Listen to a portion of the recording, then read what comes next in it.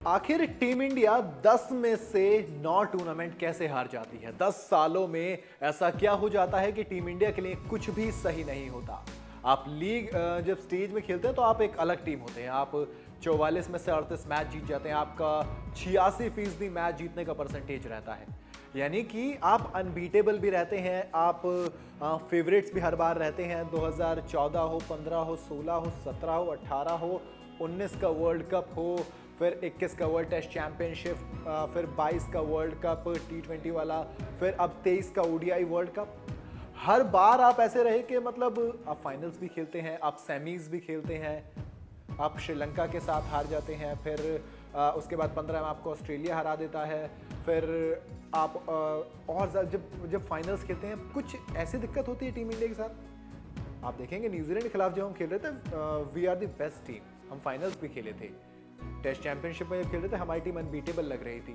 जब हम ऑस्ट्रेलिया के साथ खेल रहे थे तब भी ऐसा ही लग रहा था, और जब ऑस्ट्रेलिया के साथ ही 2023 का ओडीआई वर्ल्ड कप फाइनल खेल रहे थे, we are not only unbeatable but हमारी टीम के हर एक खिलाड़ी ने वो काम करके दिखाया था जो उसको दिया गया था। जैसे बल्लेबाजों को रन बनाने का काम दिया गया था, ऊपर रोहित शर्मा काम कर रहे थे, शुभमन गिल काम कर रहे थे, 350 करीब उनके रन, 597 रन रोहित शर्मा के थे। विराट कोहली तो प्लेयर ऑफ द टूर्नामेंट भी लेके गए। फिर श्रेयस अय्यर लगातार शतक लगाया था और नॉकआउट में सबसे तेज शतक उन्होंने लगाया। फिर उसके बाद आप रविंद्र जडेजा बॉल और बैट दोनों से काम कर रहे थे। उसके बाद मोहम्मद शमी जब से आए थे उसके बाद आग लगा दी थी, highest wicket taker of the tournament वो रहे। उसके बाद आप बात करेंगे Jasprit Bumrah most economical bowler, Mohammed Siraj अच्छी फॉर्म में। मतलब ये टीम जब आप देख रहे हैं तो फिर सवाल आता है कि हम हार क्यों रहे हैं। तो इसकी वजह आई है फियर ऑफ फेलियर। अब सवाल आता है कि ये फियर ऑफ फेलियर क्या होता है।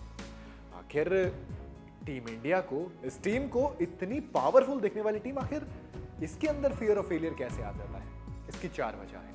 पहली वजह जो आती है वो बहुत सिंपल आती है। पहली वजह होती है कि आप कहते हैं ना, जहन में एक चीज लेके चलते हैं कि यार कहीं हार गए तो, कहीं कुछ हो गया तो। ये जो कहीं होता है ये सबसे पहली वजह है, यानी कि हारने का डर आपके अंदर होता है। दूसरी वजह, लोग क्या कहेंगे।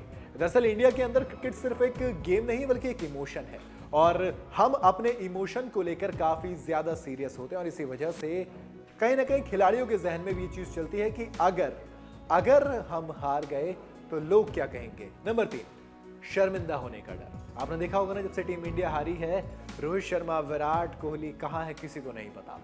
और ये सिर्फ 2 खिलाड़ियों के साथ नहीं है, ये कहीं ना कहीं आप कितना भी कह लें कि यार खिलाड़ी चिल है, ड्रेसिंग रूम रिलैक्स है, but back of the mind ये चीज़ें चलती रहती हैं कि शर्मिंदा होने का डर। अगर हम ऊपर नीचे कुछ हो गया तो क्या होगा, या बड़े मैच में मैं परफॉर्म नहीं कर पाया तो क्या होगा।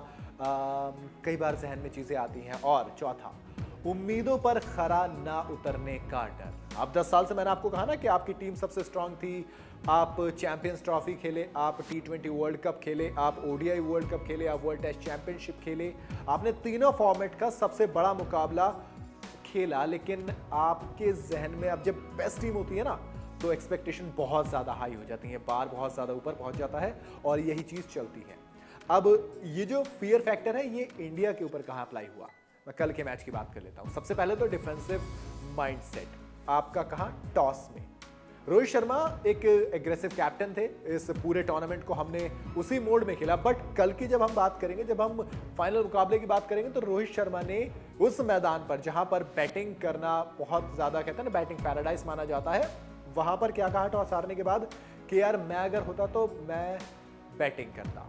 सोचिए, एक टीम जो चेज करती हुई लगातार, शुरू में लगातार मुकाबले जीते, पिछली बार ऑस्ट्रेलिया को हमने चेज में ही हराया भी था, वो कह रहे हैं कि हम पहले टोटल बनाते, बैटिंग ही करते। मतलब रोहित शर्मा के बैक ऑफ द माइंड चल रही थी कि यार कोई बात नहीं, हम पहले बैटिंग करेंगे, बॉलिंग पे ज्यादा कॉन्फिडेंस कि हम जो भी टोटल बनाएंगे डिफेंड कर लेंगे। बट ऐसा हुआ नहीं।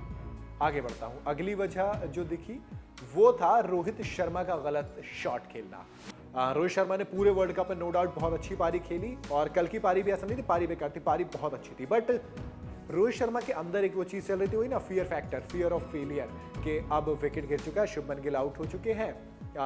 ऐसे में बहुत दिक्कत में आ गई टीम।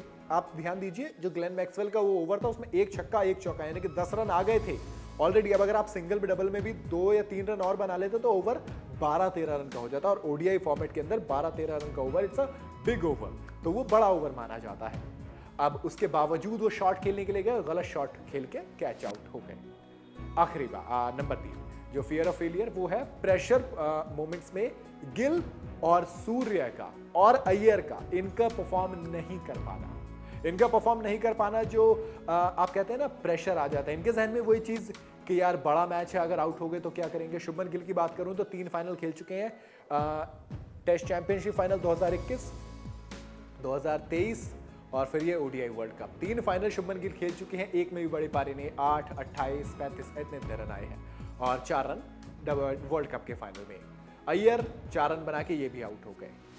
सूर्य कुमार यादव 18 रन बनाए, बट आप देखेंगे कहीं भी वो सूर्य कुमार यादव नहीं मिले जिनको हम जानते हैं, और ओडीआई में उनका पूरे में बल्ला खामोश भी रहा। पूरे वर्ल्ड कप में उसे एक मैच के लिए रखा था, वहां पे वो काम नहीं आया। तो वही बैक ऑफ द माइंड वाली सोच, फियर ऑफ फेलियर, कि अगर फेल हो गए तो क्या होगा, जो हो रहा है वो हो रहा है।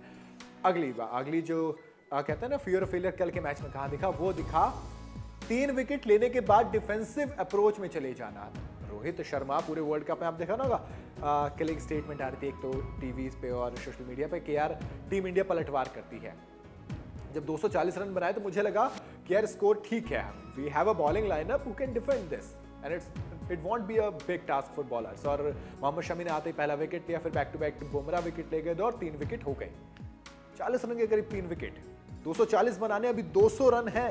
हम इंग्लैंड के खिलाफ 100 रन से मुकाबला जीते थे, जब हमारे पास बड़ा टोटल नहीं था। वहां पे रोहित शर्मा ने अच्छी पारी खेली थी, लेकिन हमारे बॉलर्स ने मेन काम किया था। शामी ने 4 विकेट वहां पर भी लिए थे।